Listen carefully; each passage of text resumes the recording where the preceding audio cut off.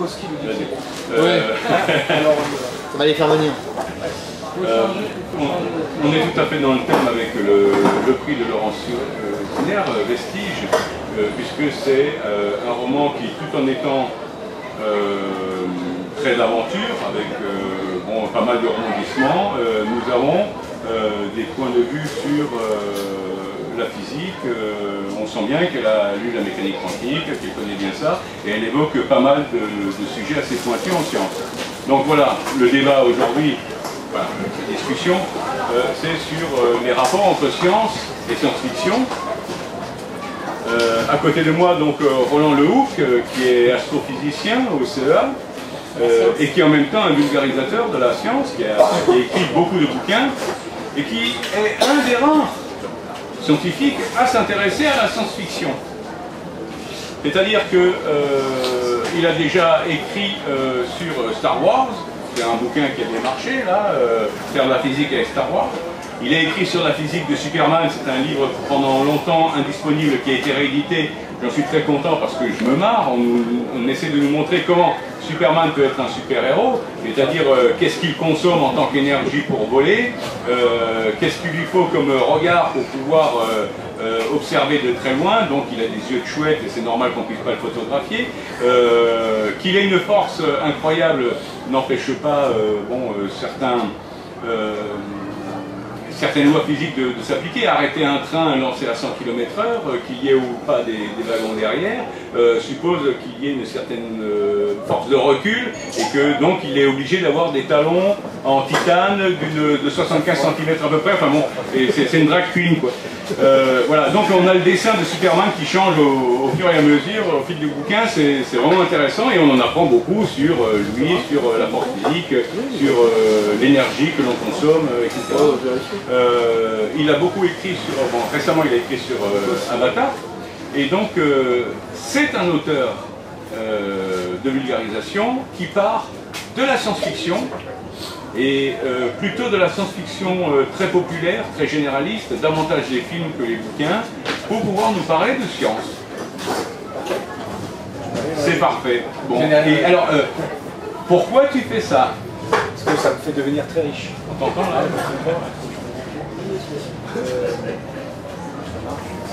Oui, ça va. Oui, on t'entend. Non.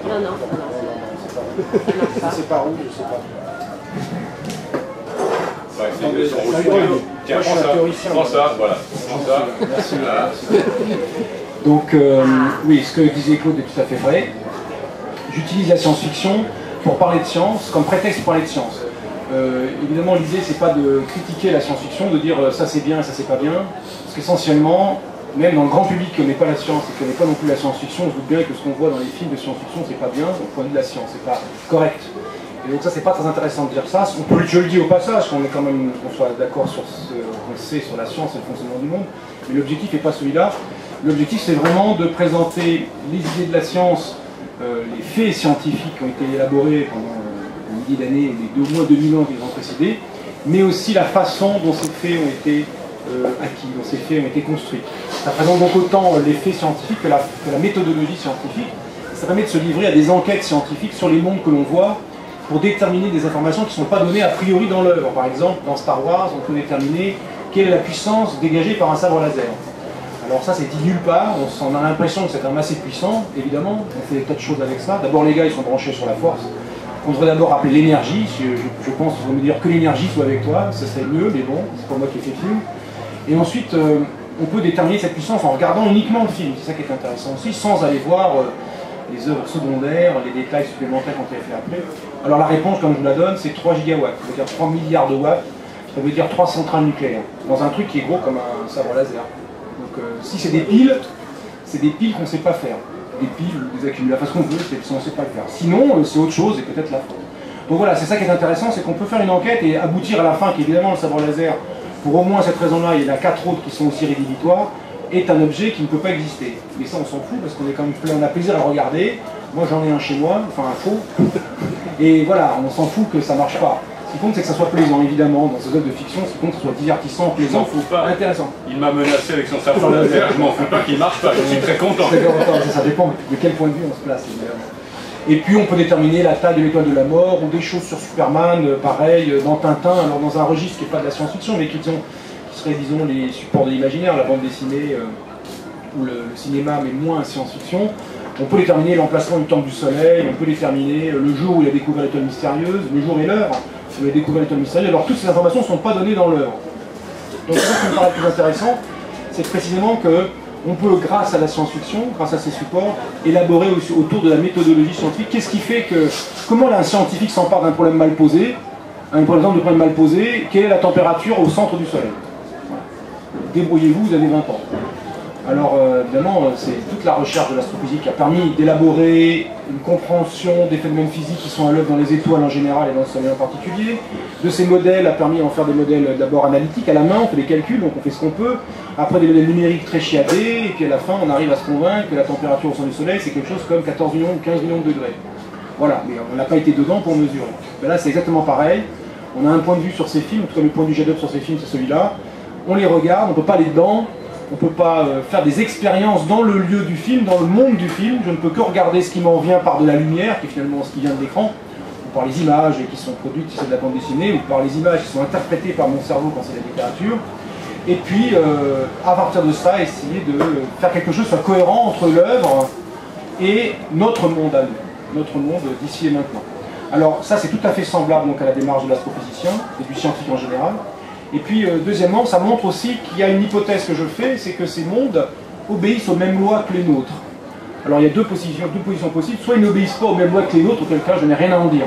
Par exemple, Harry Potter, et c'est volontairement que je n'ai jamais rien fait sur la science de Harry Potter, alors qu'on pourrait tenter le coup, c'est un monde qui obéit à des lois qui sont complètement différentes des nôtres, explicitement. Il y a de la magie, il se passe des choses vraiment différentes. Donc, je n'ai rien à en dire. Parce que je n'ai aucun moyen, ici, de mener des investigations sur ces lois. A l'inverse, Star Wars, c'est un monde qui, pour l'essentiel, semble obéir à nos lois et peut parfois trouver des cohérences, pas toujours, mais trouver des cohérences avec notre monde. Et l'astrophysique fait exactement ça, en observant les lois physiques du monde terrestre d'ici et maintenant. Je dis d'ici parce que c'est sur la Terre, et de maintenant parce que bon, c'était peut-être il y a 2000 ans ou dans 2000 ans, mais enfin à l'échelle de l'univers, c'est infinitésimal en espace, en distance spatiale et en extension spatiale et en durée.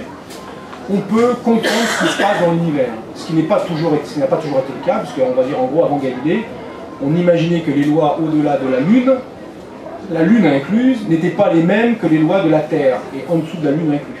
Autrement dit, les 4 éléments terrestres permettaient de justifier ce qui se passait sur Terre, la Terre, l'eau, le feu et l'air.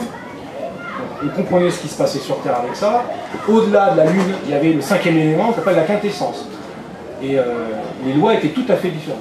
Donc, mettons, à partir de Galilée, on a commencé à se dire, bon, ciel égale terre, disons, première équation de l'astronomie, les lois du ciel égale les lois de la terre. Donc, pour revenir et pour repasser après la parole à Claude quand même, pour ne pas la monopoliser, 5e élément, c'est un film, et les 4 éléments aristotéliciens, c'est les 4 fantastiques. C'est la chose pour la terre, c'est le feu pour le gars qui s'enflamme, là, la torche, c'est l'eau pour Monsieur Fantastique qui est tout mou, qui a une forme propre mais qui peut comme se déformer, et c'est l'air pour Jane Storm qui est invisible. Et le surfeur d'argent, évidemment, passe par les mains et les trucs, c'est le 5e élément. Donc je ne vais pas dire qu'on peut faire un rudiment de physique, de philosophie aristotélicienne avec les 4 fantastiques, mais on peut tenter le coup. Voilà. Donc, pitié, non. Pitié, bon. Alors je ne fais pas. Non, mais c'est pas. Là, alors voilà. J'ai l'impression que ce film ne vous plaît pas. Non, on est d'accord, c'est bien.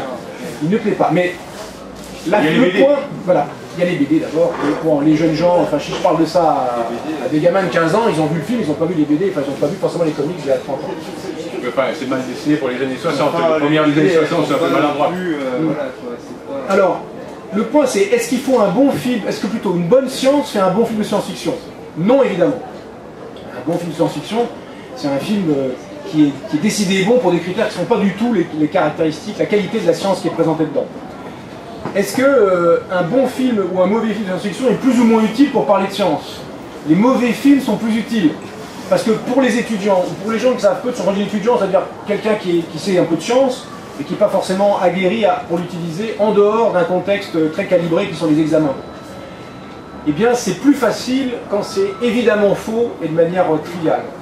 Donc le sabre laser ne fonctionne pas pour des raisons qui sont certaines sont évidentes. Dès qu'on a fait un peu d'électromagnétisme, même si on n'a pas fait d'électromagnétisme, c'est presque évident, eh bien c'est facile à dire que ça ne marche pas, et donc c'est bien. Alors qu'un film plus jeune The Core, par exemple, qui est dans le sommet des films mauvais, je pense, il est pas mal. Et ben, c'est pareil, quoi. Il est tellement faux partout qu'on peut en parler plus facilement. Bon, ça revient essentiellement avec des gommes. Alors après, il y a des bons films où la science est bien traitée. Il y aurait 2001, l'Odyssée de l'espace, par exemple. C'est pas mal fait, essentiellement. Bon, il y a quand même bon, la fin, on discute. On peut discuter de la fin. Il y a l'ordinateur, enfin l'intelligence artificielle. Bon, d'accord, c'est un peu au-delà. Il y a toute une partie qui est assez intéressante. Enfin, tout le début est vraiment bien foutu pour ça. Oui, mais alors, je t'arrête parce que tu as une manière de considérer la science-fiction qui est le point de vue du scientifique. C'est-à-dire que la littérature de science-fiction ou le cinéma est pour toi un prétexte de parler de science, alors que au départ, ce n'est quand même pas le but recherché, c'est pas parler de science de ce que l'on fait de la littérature de science-fiction. Absolument. Alors, deux remarques à deux réponses, peut-être trois réponses à cette question intéressante. Moi, je m'en sers comme prétexte que, comme scientifique, ce qui m'intéresse, moi, quand je parle au grand public, c'est de parler de science. Et d'en parler de façon aimable. Et je trouve que la science-fiction qui, moi, me plaît, en plus, me paraît un support aimable. Bon, après, à discuter, parce que c'est d'autres vont dire, non, c'est nul, ça m'intéresse pas. Bon. Ensuite, la science-fiction, elle a fait, je vais pas dire de la vulgarisation, mais elle est quand même née pour partie de la vulgarisation scientifique, ou du moins d'une volonté de rendre la science merveilleuse et d'intégrer la science effectivement dans les œuvres, si on prend les œuvres évidemment de Jules Verne, ou de Poe, ou de René Guénon, ou d'autres précurseurs européens. Je dis ça à toi comme si je t'expliquais la science, mais je sais bien que tu pourrais tout compléter, tu regardes un air pénétré en disant oui, il m'apprend des trucs, mais je sais bien que tu en sais sur ce sujet-là au moins, et pour pas dire beaucoup plus que moi. Donc la science-fiction est née quand même d'une volonté, je ne veux pas dire vulgarisatrice, mais en tout cas de présenter la science de façon aimable et de la mettre en scène dans des romans agréables, qu'on a pu appeler de romans de merveilleux scientifiques, avant que ça soit de la science-fiction, puis de la science-fiction. Et même Hugo Gernsback, qui était donc cet éditeur américain et qui a fondé, dont tu as le t-shirt, enfin tu as l'emblème, qui a fondé la scientifiction, puis la science-fiction, enfin tu vois, qui a forgé le nom, a d'abord édité, avant d'éditer Amazing Stories, a d'abord édité Modern Electrics, Science and Invention, des magazines de vulgarisation scientifique qui portaient sur l'électricité, sur la radio, sur les techniques qui étaient en vogue, disons, intéressantes pour le grand public dans les années 20, nouvelles, en vogue et à diffuser pour le grand public. Donc, de ce point de vue-là, je ne fais que rendre à la science-fiction ce qui lui appartenait au début et qui en a disparu au profit peut-être maintenant d'un divertissement plus volontiers assumé que d'une volonté d'expliquer des sciences, évidemment. Ceci dit, tu représentes un cas particulier dans la mesure où le plus souvent les scientifiques rejettent la science-fiction à cause justement des erreurs qu'elles peuvent contenir. À la limite, j'aimerais savoir si toi tu préfères partir de films qui ne sont peut-être pas aboutis, ou en tout cas de films grand public. Tu préférerais peut-être cela par rapport à ce qu'on appelle la hard science, qui est donc une littérature de science-fiction plutôt exigeante sur le plan scientifique, mais qui n'est pas forcément accessible à tout le monde. Eh bien, c'est exactement ça. Si je dois vulgariser, si j'ai comme ambition de vulgariser, diffuser des connaissances scientifiques, j'ai pour ambition d'en parler au maximum de monde possible. Alors déjà, si je parle de science-fiction, si je parle au lecteur de science-fiction en France, ça fait, allez, je sais pas combien, 10 000 si on est généreux. 5000, sinon des gens qui en ont lu probablement plus que 10 000, mais des gens qui connaissent bien. Donc si je parle d'œuvres de littérature de science-fiction, je vais probablement m'adresser à un public beaucoup plus restreint que si je parle de films de science-fiction. Il n'y a qu'à voir les... Enfin, je sais pas, Avatar, ses qualités intrinsèques sont... Enfin, ce film est un scénario, il y a un scénario qui est fin comme une feuille de papier cigarette, qui n'a pas beaucoup d'intérêt.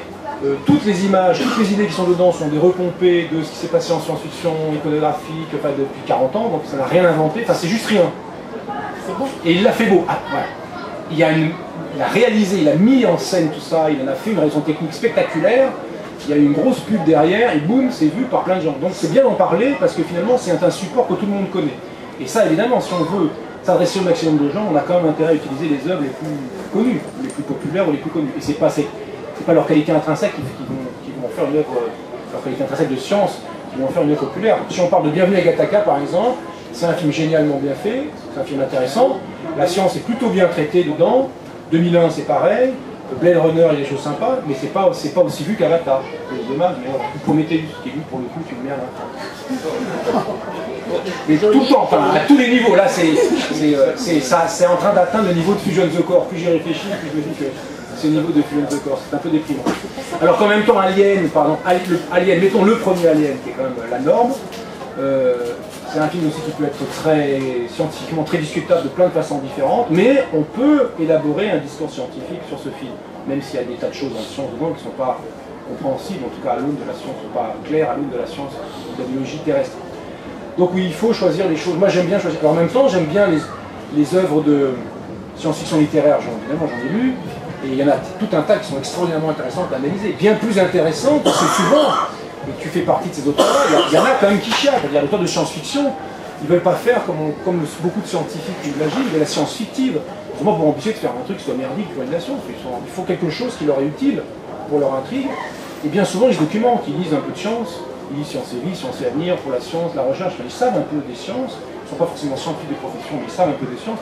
Alors après, bien sûr, il faut des fois déformer un peu les choses, les transformer pour que ça colle, pour que ça fasse le truc, quoi. Alors après, dans ce processus de déformation, il arrive parfois que ça devienne faux, que ça devienne pas aussi juste que le point de départ. Mais c'est pas grave, ils essaient de faire quelque chose qui tient la route. Le processus de déformation vient aussi que l'auteur a peut-être une seule idée sur laquelle il s'est documenté, qui est le projet principal, mais du moment qu'il le transpose dans un certain futur, il est bien obligé de mettre le futur au même niveau de technologie, et donc imaginer que les gens ne vivent pas de la même manière, ne travaillent pas de la même manière, ne se déplacent pas de la même manière, et à ce moment-là, il y aura plein de petits détails sur lesquels il n'aura pas planché et qui vont peut-être le mettre en porte-à-faux. Et c'est ça le problème, c'est de réinventer et d'imaginer tout un monde. En même temps, bon, l'auteur de science-fiction doit davantage spéculer, à mon avis, c'est plus un discours sur la science à partir d'une documentation. Je reconnais plus que de faire peut-être de la prévision, parce que l'on est toujours aussi dans le discours de dire ceci, Jules Verne l'avait prédit, on n'est pas des futurologues, on n'est pas obligé de prédire, ce n'est pas ce genre de science-fiction-là qui est intéressant, c'est plutôt un discours, c'est-à-dire une réflexion sur la science. Bien sûr, et c'est pour ça que considérer que la science-fiction c'est de la science fictive, c'est un double contresens. C'est pas ce que ça veut dire, science fiction, c'est pas ce que ça veut dire, ça peut dire un roman scientifique, une fiction scientifique, un roman scientifique, disons, un merveilleux scientifique, comme disait Maurice Renin.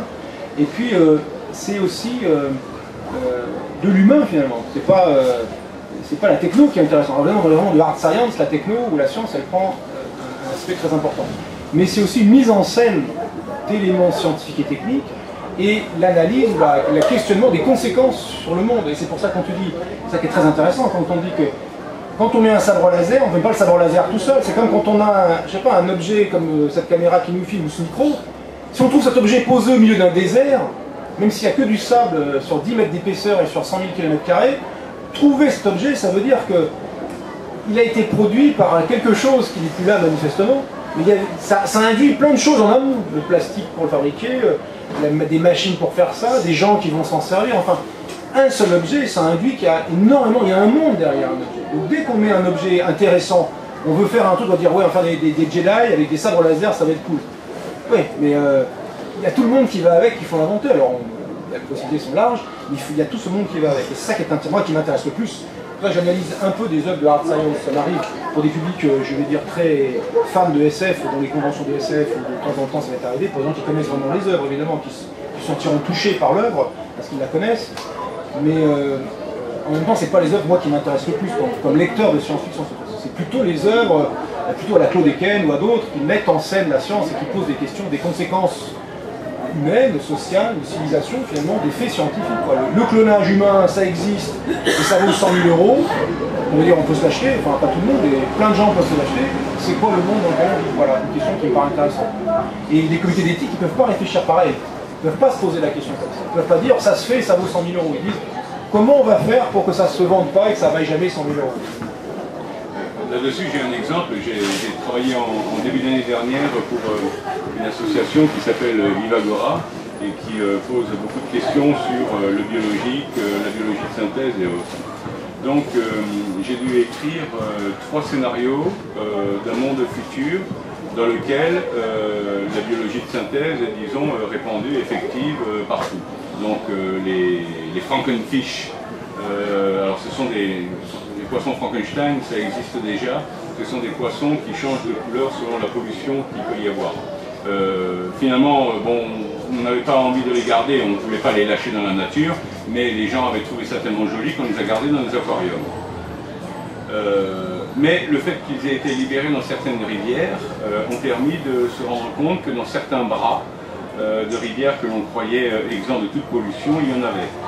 Donc sur un animal génétiquement modifié, on s'est rendu compte qu'il y avait un certain intérêt à l'avoir quand même, même si on libérait dans la nature quelque chose d'un petit peu dangereux. Donc on peut imaginer après des ailes de papillon, de libellules qui vont changer de couleur sur la pollution. Moi j'ai appelé ça des violules.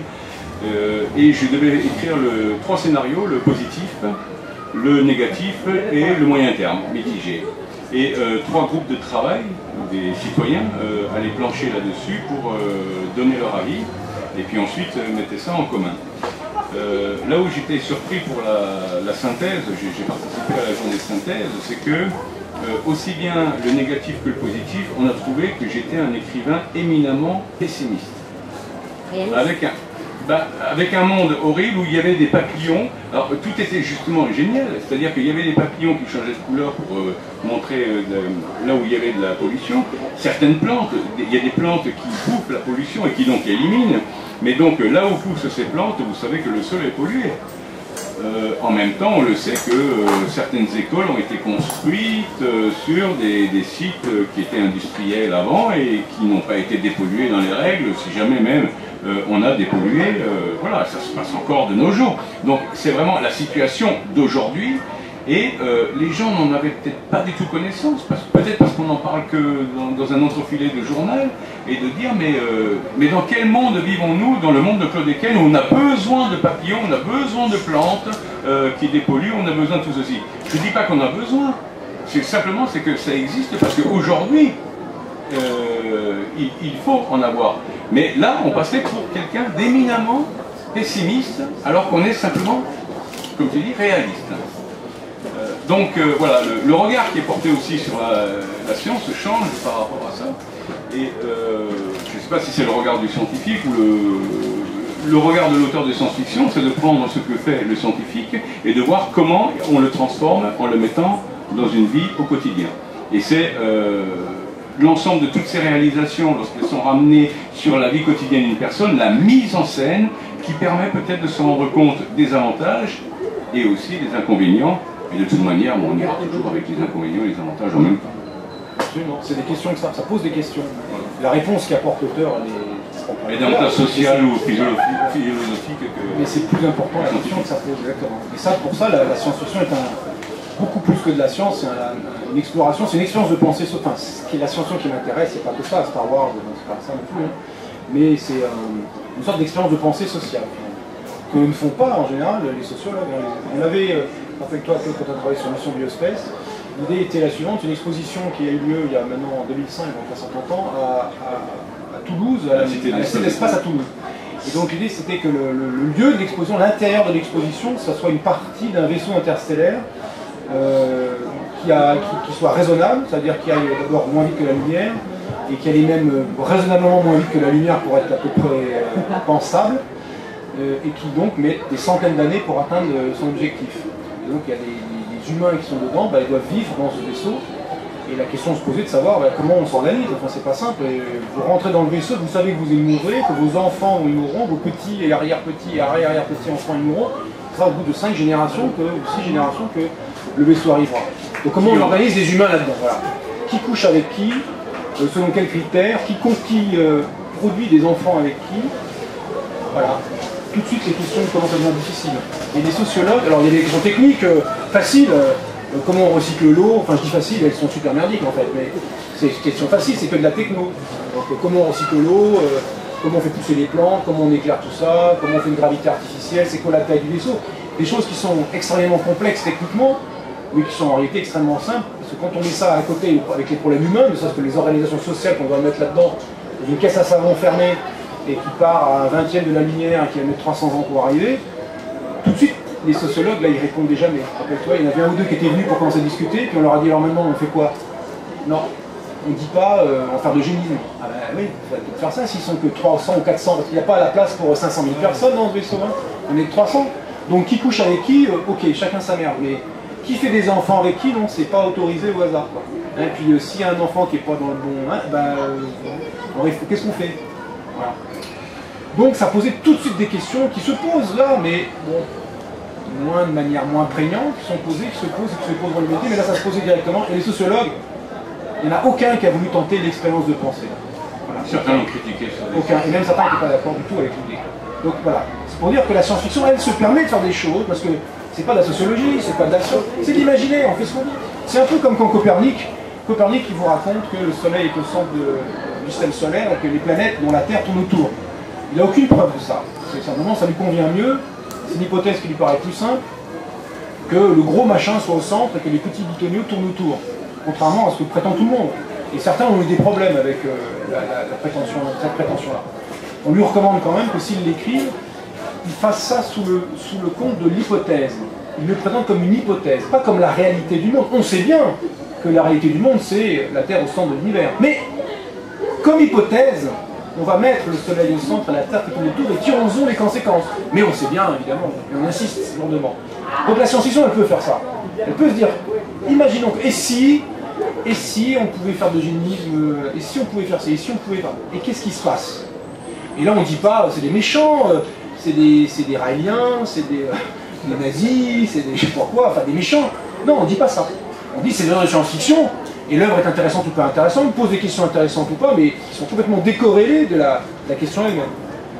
Et donc c'est ça qui est intéressant dans la science-fiction, alors que dans les comités d'éthique par exemple, je connais très bien Jacques-Claude Maison qui travaille dans le comité de bioéthique français, qui est le président de ça, j'avais discuté de ça avec lui, on ne risque pas de parler brutalement comme ça, enfin, en tout cas ça sort, et même dans les débats policés et clos de ce comité, ça ne risque pas de se poser des questions en les posant brutalement comme ça sur la table, comme peuvent être posées dans des œuvres de fiction. D'où l'intérêt de la science-fiction. Parce que la parole de l'auteur est libre, c'est ça qui est bien. Parce que c'est l'imaginaire, oui, c'est de la science-fiction. Dit des fois de manière péjorative, évidemment. Oui, mais peut-être aussi le rejet de certains scientifiques par rapport à la science-fiction. Bien sûr, bien sûr. Donc ça permet de montrer qu'on a du recul. C'est dès le départ, le discours est à côté du monde réel. On sait bien que c'est pas le vrai monde.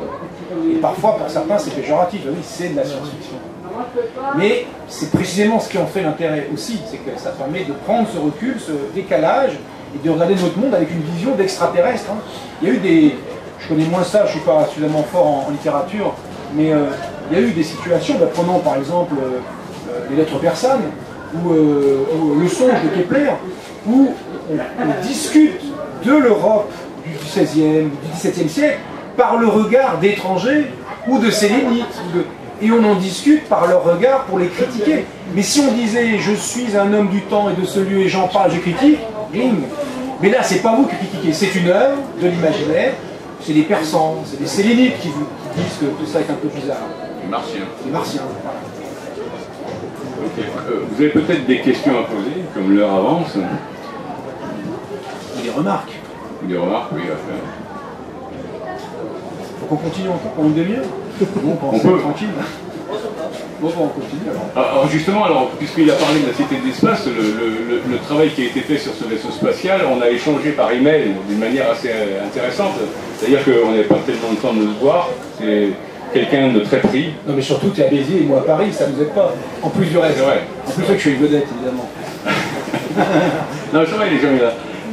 Et donc on a beaucoup échangé par email, et ce qui fait que j'avais ramassé ça en une sorte de petit cahier de questions-réponses pour remettre de l'ordre dans toutes les discussions que nous pouvions avoir. C'est-à-dire, c'est bien joli d'imaginer qu'on aura peut-être la fusion pour propulser un vaisseau spatial. À partir de quoi les gens maintenant ont déjà envie de retraiter le minerai qui se trouve sur la Lune, l'hélium, pour l'avoir. Alors même que, bon, on a envie d'avoir le carburant alors qu'on n'a pas encore fabriqué le moteur. Quoi, voilà. Donc tout ceci, c'est toi qui avais trouvé aux éditions du Pommier le moyen d'en faire un bouquin, puis moi j'avais compris d'en faire un roman, et donc il fallait en faire un thriller. Et là, du coup, on retombait dans les questions classiques, c'est-à-dire que tout ce que nous avions posé sur la table, et qui fonctionnait bien d'un point de vue de discussion, il fallait l'insérer dans un cadre géopolitique qui nous a posé tout de suite d'autres problèmes. C'est là où j'ai réalisé que je n'étais pas prêt d'écrire un roman tout seul. Grâce à on s'est bien amusé à le faire à deux. Précisément, voilà, c'est ça qui était difficile. D'une part, c'est qu'un texte de vulgarisation, il peut faire un aplat de science en le diluant, en l'expliquant, en le mâchant, mais la personne qui lit ce livre sait que c'est une œuvre de vulgarisation, donc il y aura de la science dedans. Quelqu'un qui lit un roman, il s'attend à lire un roman. Donc si il y a « Ah bon, et ton vaisseau, il va être comment ?» Et pendant 200 pages, il y a un aplat monstrueux sur comment ton vaisseau dit « Ah oui, il est pas mal ton vaisseau, et pour faire ça, et vas-y, tu remets derrière 200 pages. » C'est plus un roman du coup. Et donc, là, j'ai vu tout de suite, et en touchant du doigt de manière très concrète, la différence qu'il y a entre une histoire et une histoire vraiment, et une histoire qui serait l'histoire de la science, enfin, ou la façon dont la science raconte le monde, ce qui n'ont rien à voir, ou dans un cas, on peut être un peu dense, et c'est même, on peut être dense, mais en tenant compte de son public non spécialiste, alors dans d'autres cas, c'est qu'il faut d'abord faire l'histoire, et de temps en temps, on peut glisser des éléments dessus. Donc c'est pour ça aussi qu'en même temps, on ne peut pas porter reproche aux œuvres de fiction de ne pas être dense en science, parce que sinon, c'est plus une histoire, c'est plus une histoire de science-fiction, ça devient un truc chiant. C'est comme les jeux pédagogiques. On sait bien que vous savez que c'est déjà chiant, un jeu pédagogique. Il y a le mot pédagogie. C'est pas un jeu. Hélène. Roland, tu as dit à un moment donné, à plusieurs reprises, que les scientifiques, entre guillemets, étaient souvent hostiles à la science-fiction. Or, je ne sais pas ce qu'il en est vraiment en France, et je n'ai pas fait d'études, mais disons que dans ce que je lis en général, il y a énormément de scientifiques, au contraire, qui disent que c'est la science-fiction qui les a amenés. Exactement. Alors, il y aurait peut-être une petite différence entre la France et le reste du monde, qui est essentiellement les anglo-saxons en science-fiction, même s'il y a évidemment de la science-fiction dans beaucoup d'autres pays. Pour les anglo-saxons, je crois que c'est beaucoup moins vrai que la France. La science-fiction, c'est un peu péjoratif. En France, ça l'est moins, je pense, il y a vraiment 30 ou 40 ans, c'était péjoratif. Maintenant, ça l'est moins, parce qu'il y a beaucoup plus de jeunes qui ont vu ça. Il y a la science-fiction, finalement, c'est une littérature qui se vend, en tout cas en France, pas autant qu'elle le mériterait, vu son intérêt. Et en même temps, elle a permis absolument partout dans la société. Enfin, elle est partout, absolument partout. Donc, il y a une culture SF qui est partout. Et pas que dans le cinéma, dans les mots, dans la présentation, dans la pub, etc. Donc les jeunes scientifiques, qui mettons même la trentaine, sont déjà plus baignés là-dedans que ça pouvait l'être dans les années 70, dans les années 60. Et ils sont plus ouverts, de ce point de vue-là, ils sont plus ouverts à ça. Et la science-fiction sert de sergent recruteur de toute façon, enfin c'est pas son objectif, mais une de ses conséquences, c'est que des gens viennent à la science par la science-fiction. En fait, ils avaient déjà un goût pour la science, ils ont eu un goût pour la science-fiction aussi, et ils sont réalisés que c'est ça qu'ils voulaient faire. Je veux faire ce vaisseau, je veux faire ce truc. Il y a peut-être aussi le fait que ce qui était considéré comme science-fiction il y a peut-être 10 ou 20 ans, c'est vrai maintenant, devient de moins en moins. Oui, il y a des objets qui sont imaginés par la science-fiction il y a 20 ou 30 ans, qui sont maintenant des objets réels. Même si c'est pas par exemple, transparent et tout ça. Je me souviens que j'avais été surpris dans une nouvelle de Asimov, quand j'avais 14 ans, où la personne parlait et l'ordinateur écrivait le texte. Waouh, ta faute. Waouh. Aujourd'hui, bon, on peut le faire, et en plus, c'est chiant comme la mort de le faire, on a l'impression d'être privé de ses membres, de parler, puis de voir les fautes d'orthographe qu'il fait, évidemment, ou syntaxe, il faut les corriger tout le reste. Mais ça existe. Mais alors toi, tu es venu à la science-fiction, enfin tu es venu à la science par la science-fiction ou inversement? Moi je suis venu à la science très jeune, et vers 9 ans, et enfin je fais de l'astronomie depuis j'ai 9 ans, quoi. Et je suis venu à la science-fiction naturellement derrière, vers 13-14 ans. D'abord mon père lisait beaucoup de science-fiction, donc j'avais de quoi sous la main, j'avais de quoi à la maison. Et puis à un moment donné, si tu veux, j'ai à la bibliothèque, mon père ne connaissait pas du tout la BD. Et à la bibliothèque, j'ai emprunté un livre de Druyer une fois. Et là, j'ai arrêté de lire le reste. Les bons Tintin, Schtroumpf, bon, allez, tout ça, ça dégage, on va passer au machin intéressant. Là, c'était quand même le choc. Et après, j'ai vu les autres, j'ai dit merde, Bilal, tout ça. Après, j'ai dit ok, c'est ça que je veux. Donc voilà, je suis arrivé d'abord à la science, mais la science-fiction, c'était exactement la littérature qu'il me fallait. C'est exactement la littérature qu'il me fallait, qu'elle soit littéraire ou en BD. Roger. Mais est-ce que vous n'avez pas l'impression que quand les romans avancent et vieillissent, la science qui est dedans vieillit aussi? J'entends pas bien. Quand les romans vieillissent, la science dedans vieillit aussi. Oui. Ah, Ah oui. Bah, les auteurs de science-fiction s'inspirent de la science de leur temps d'une façon ou d'une autre, ou du moins de l'état de la science de leur temps. Alors bien sûr, comme je l'ai dit tout à l'heure, ils la transforment, ils la déforment pour des objectifs romanesques particuliers, et parfois ils peuvent tomber juste, ils peuvent, par ce processus de transformation, inventer d'une certaine façon quelque chose qui se produira plus tard. Et c'est vrai que il y a des choses qui sont datées parce qu'elles sont maintenant pas réalisées comme ça, ou avérées fausses, ou voilà, qui n'ont plus de pertinence maintenant. Si on prend, alors je dis ça plus volontiers parce que le roman va sortir bientôt le roman de Poul Anderson qui s'appelle Barrière mentale, qui va sortir au Bélial tout prochainement. Voilà, qui a été réédité. Là, il y a un problème autour du cerveau et de l'intelligence. Et on a confié, c'est moi qui me suis occupé de l'édition du texte, de la postface scientifique pour ce roman de Poul Anderson, comme j'avais fait une postface à Taux Zéro. Et là, Poul Anderson, dans Taux Zéro, il prend la relativité restreinte, et on la connaît déjà très bien dans les années 70. Donc ce qu'il explique, c'est très bien du point de vue de la science. Et ça n'a pas vieilli, c'est toujours très bien. Le langage a un peu vieilli, mais pas les idées. Et pour le cerveau, ce qu'on sait du cerveau dans les années 70, c'est la préhistoire par rapport à ce que l'on sait maintenant. Et on voit très bien, et les deux scientifiques qui ont écrit la postface sur le cerveau tel que le décrit Poul Anderson, et son fonctionnement tel qu'il le décrit, est vraiment daté de l'époque où il a écrit son roman. Donc évidemment, la science progresse d'une certaine façon. Donc évidemment, certaines idées peuvent vieillir moins bien que d'autres. Et le fait qu'elles vieillissent, est-ce que ça entraîne un moindre plaisir à la lecture? Non, je ne crois pas. Justement, en tout cas, les deux qui ont lu Poul Anderson, qui ont lu Barrière mentale, ils ne connaissaient pas ce roman. Les deux scientifiques, c'est des copains qui sont spécialistes, un copain et une copine qui sont spécialistes du cerveau, précisément. Peu lecteurs de science-fiction, donc j'ai dû les travailler au corps. Ils ne sont pas a priori désagréables avec leur science-fiction. Bon, enfin, ils n'étaient pas pour comme ça, quoi. Je leur ai dit, mais si, c'est vachement bien, de nous faire un truc terrible et tout. Ils ont fait un petit postface pas mal du tout. Ils ont lu le roman, ils ont trouvé intéressant. Évidemment, pour eux, c'était de la science-fiction avec un léger ton péjoratif quand même. Mais ils y ont trouvé un intérêt, parce que précisément, ils ont pu, à travers ce roman, lire, ils le connaissaient déjà par leur culture, mais lire ce qui était l'état de la compréhension du cerveau à l'époque. Et que Poul Anderson retraduisait très bien. Poul Anderson qui a fait, de ce point de vue-là, faisait un bon travail de documentation, semble-t-il. Je l'ai vu pour Taux Zéro et apparemment dans celui-ci aussi.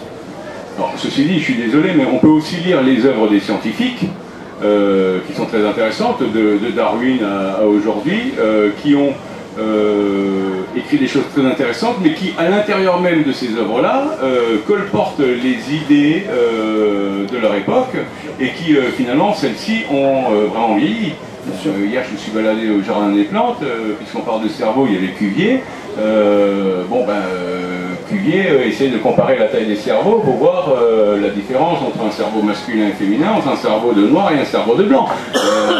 Il essayait de mesurer cela pour essayer de prouver des idées raciales qui existaient de son temps. Tout Cuvier qu'il était. En fait, ce sont les idées qui vieillissent. C'était De Broca surtout qui a fait ça avec en pesant le cerveau de Cuvier. C'était toute une polémique à l'époque. Les idées vieillissent, évidemment. Les idées vieillissent. En science aussi, évidemment. Alors, c'est vrai que dans une littérature générale, on voit bien, Dickens par exemple, ça s'est passé au XIXe siècle, que l'univers ne soit pas le même, c'est normal, il est daté et il est inscrit dans son temps. Le problème, c'est que lorsque l'on parle de futur, évidemment, on voit surtout l'époque à laquelle c'était écrit et on ne voit pas le futur. À partir de là, si c'est au centre du récit, ça peut être dommageable. Maintenant, si les idées qui sont professées sont intéressantes et que ces points de vue-là, ces descriptions ne sont que de l'ordre du détail et sont donc secondaires, à ce moment-là, je crois qu'on a toujours le même plaisir de lecture. Enfin, une chose datée dans Poul Anderson Taux Zéro, c'est que c'est un Suédois qui est le directeur, le commandant d'expédition. Parce que les Suédois, on sait bien que c'est des gens sérieux et qui vont bien gérer le merdier. C'est pas les Américains ou c'est pas je sais pas quoi. Donc c'est un peu curieux. C'est des choses complètement différentes. Il est d'origine scandinave. Voilà, c'est bien sûr, en plus d'origine scandinave. Donc bon, voilà, on voit que c'est daté. Les idées sont datées évidemment, les idées vieillissent. Bien, il y a d'autres questions? Voilà. Est-ce que tu t'intéresses aux autres idées qu'on a vues dans la science-fiction et qui peut-être ont eu un avenir, je dirais, finalement, les vestiges, je sais pas, les ascenseurs, Oui, spatiaux, les voiles solaires, oui. voiles solaires. Là, la science-fiction, dans un certain nombre de cas, très rarement, je ne pourrais pas me dire, probablement jamais, la science-fiction a inspiré la science. Il n'y a pas une idée que les scientifiques se sont dit, tiens, j'y pense parce que je l'ai lu dans un bouquin de science-fiction. L'inverse, évidemment, est plus vrai. C'est de la science-fiction, on s'inspire évidemment de la science. Mais il y a eu quand même un certain nombre de cas, et l'ascenseur spatial en est un, où la science-fiction a mis devant les yeux de scientifiques une idée qui était déjà venue de la science, mais inconnue. C'était un ingénieur russe qui a imaginé tirer un câble entre le sol et l'espace, un câble tendu, il est tiré vers le bas par son poids et vers l'extérieur par la force centrifuge, il est accroché à la Terre. S'il est bien calculé, il est en équilibre, donc une espèce de câble extrêmement long qui fait, s'il est en équilibre tout seul, il fait 144 000 km de long. Vous avez une idée de la structure, hein, c'est presque 12 fois le diamètre de la Terre, à peu près 12 fois le diamètre de la Terre.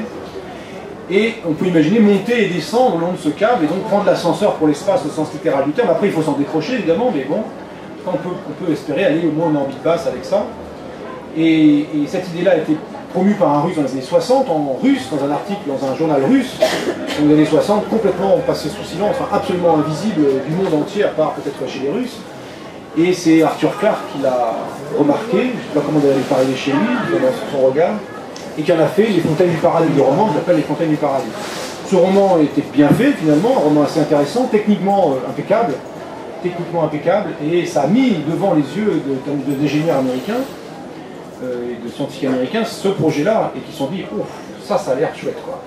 Et donc ils ont commencé, alors on s'est rendu compte qu'on n'avait pas le matériau pour le faire, qu'il faut un matériau qui avait des propriétés mécaniques, le cahier des charges du matériau pour faire ça était tellement extrême que ce matériau n'existait pas à l'époque. Maintenant il semble que le matériau existe, enfin on n'est pas encore capable de le faire dans des conditions, dans des quantités, ce serait les nanotubes de carbone, qui a les bonnes propriétés mécaniques, si on sait le faire très pur et sur 144 000 km de long.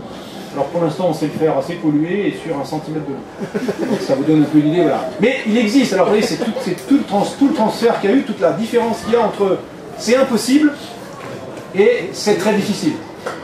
Quand c'est impossible, ça ne veut pas dire que ça sera tout le temps, ça veut dire que, ok, on considère que c'est impossible, donc le scientifique ne va même pas réfléchir à la question. Peut-être qu'il est con, parce que dans 20 ans ça se saura, mais il n'y réfléchira pas. Si c'est très difficile, là ça devient un sujet de recherche. Ce sont les lois de Clarke. Exactement. Et donc ça, passer de c'est impossible à c'est très difficile, c'est quand même un point très intéressant. Donc l'ascenseur spatial, je ne sais pas si on le fera un jour, mais n'empêche que la NASA a déjà produit 3 gros rapports dessus, entre 98 et 2010, il y a 3 rapports, chaque fois un peu plus épais les uns que les autres, mais qui sont, vous voyez, des rapports de même 200 pages, c'est pas pour construire un truc pareil. Vous imaginez la doc, je sais pas, pour le tunnel sous la Manche. Imaginez la pile de documentation de plans qu'il faut pour le tunnel sous la Manche. Imaginez ça. C'est pas 200 pages de rapport. Donc voilà, il y a encore des progrès à faire là-dessus, il y a des tas de problèmes techniques qui se poseraient, mais voilà, ça devient un objet qui est pensable, c'est ça qui est intéressant. On peut le penser, c'est comme le vaisseau interstellaire, il n'y a pas besoin d'une physique extraterrestre, une nouvelle physique, voilà, le déviement d'un astéroïde, voilà, il y a tout un tas de projets qui relèvent de la science-fiction, parce que c'est là où on les expose le plus volontiers, mais que néanmoins certains scientifiques discutent de manière, comment dire, éduquée scientifiquement, précise, en relevant que ça ne sera quand même pas pour demain, mais qu'on peut le penser par la science actuelle. Il n'y a pas besoin de métapropulseurs astro, de physique extraterrestre et de je ne sais quoi qu'on n'a pas encore inventé. Et c'est ça qui est intéressant. Moi, c'est ça que j'aime bien aussi dans cette science à frontière, c'est des choses que l'on peut penser dans l'état actuel des connaissances, et qui seront difficiles, voire très difficiles à faire. Peut-être ça sera dans des siècles, peut-être même on ne le fera jamais, parce que après tout ça sera trop difficile tout le temps, mais on peut le penser. Alors qu'aller plus vite que la lumière, bon ben voilà. On vous dit, les scientifiques dire ça marche pas, et puis c'est tout, ils arrêtent d'y réfléchir. Bon. Ça ne se discute pas. Voilà, c'est tout. Et donc c'est pour ça que c'est cet aspect plus frontière, mais du côté de la science qui m'intéresse. Les aspects plus on tire, on fait ce qu'on veut. Ben, la science-fiction, on fait ce qu'elle veut, comme Harry Potter, je sais ce qu'il veut. Hein, après, il y a quand même des gens qui réfléchissent un peu. Enfin, par exemple, j'avais Jean-Pierre Petit, c'était très au niveau des ovnis et tout ça, lui il réfléchit. Après, il s'est fait monter complètement. Oui, alors Jean-Pierre Petit, c'est un cas particulier. Oui, mais il y a quand même des choses. Bien sûr, mais il y a des. Bien sûr, non, mais lui, il s'est fait lourder pas pour ses idées scientifiques, mais pour son psychisme, disons, vacillant. On va dire ça comme ça. Parce que scientifiquement, Jean-Pierre Petit est un très bon scientifique. C'est-à-dire, toute sa série de BD, Enseigne l'ont surlu. Il y en a qui sont moins bonnes que d'autres, mais géométrie con, topologie con, enfin il y en a 2-3, c'est génial, c'est absolument génial. Donc c'est un très bon scientifique en fait. Et à un moment donné, il y a eu un glitch, quoi, et ça n'est pas remis. Et du coup, bon, la chance, elle ne procède pas par glitch, quoi. Heureusement, elle a du mal à accepter ce genre de personnage dans sa communauté. Mais